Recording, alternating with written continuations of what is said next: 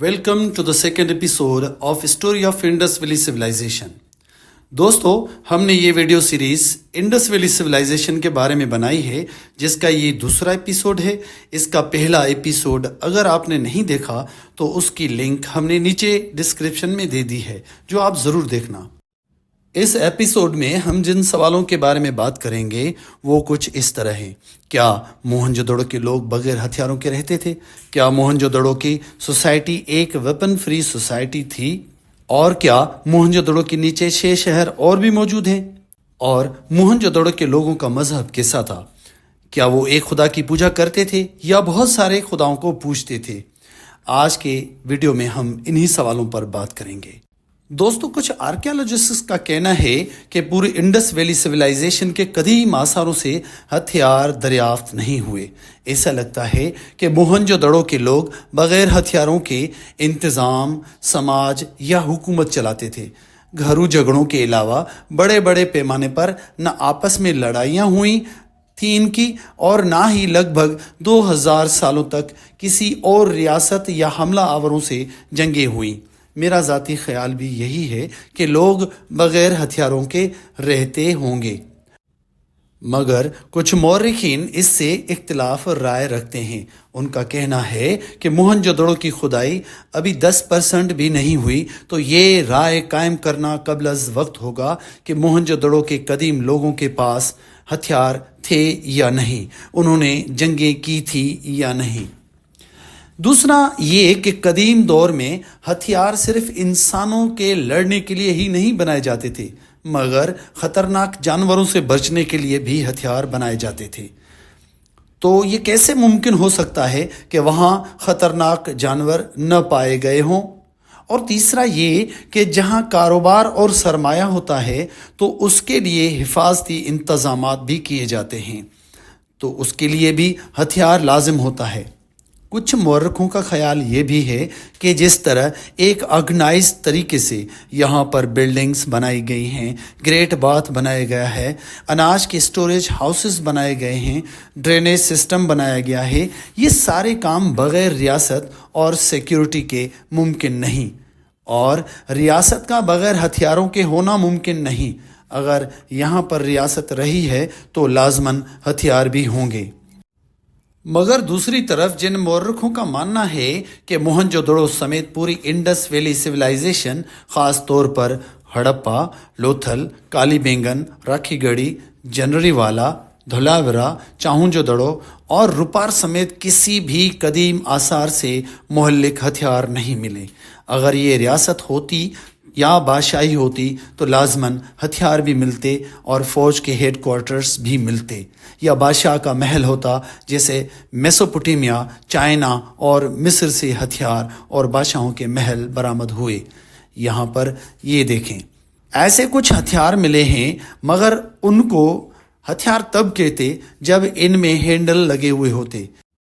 दोस्तों, अब दूसरे नंबर सवाल पर आते हैं कि मोहनजोदड़ो के लोगों का मजहब कैसा था और यहाँ पर लोग किस चीज़ की पूजा करते थे.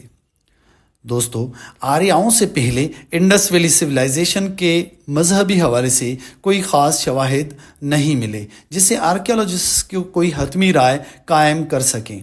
सर जॉन मार्शल ने लंदन में अपनी फर्स्ट रिपोर्ट पेश की, जिसमें मोहनजोदड़ो के कदीम लोगों के मजहब के बारे में बहस की गई थी.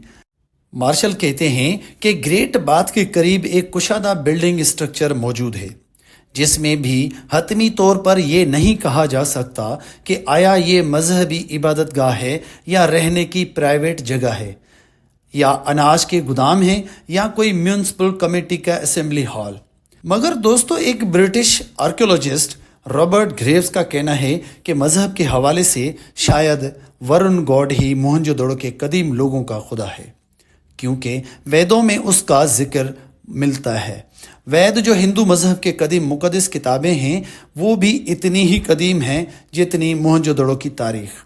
हिंदुइज़्म का पहला खुदा वरुण, जो पूरी कायनात का खालिक व मालिक है, जिसने अपने लिए कभी भी पूजा पाठ नहीं चाहिए थी। इसलिए आर्कियोलॉजिस्ट्स मानते हैं कि मोहनजोदड़ो से पूजा पाठ या मजहब के दूसरे शवाहिद नहीं मिल सके।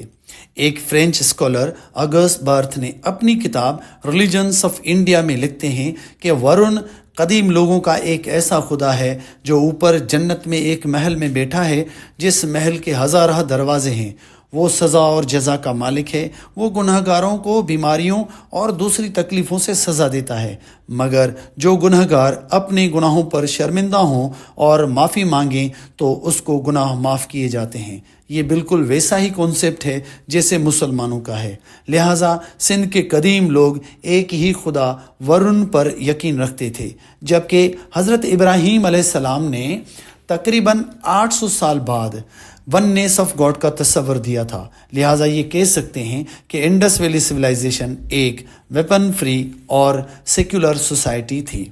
दोस्तों, इंडस वैली के कदीम लोगों के मज़हब के बारे में मुख्तलिफ तारीखदानों के मुख्तलिफ ओपिनियंस हैं, और किसी भी ओपिनियन पर सारे तारीखदान एक पेज पर नहीं हैं।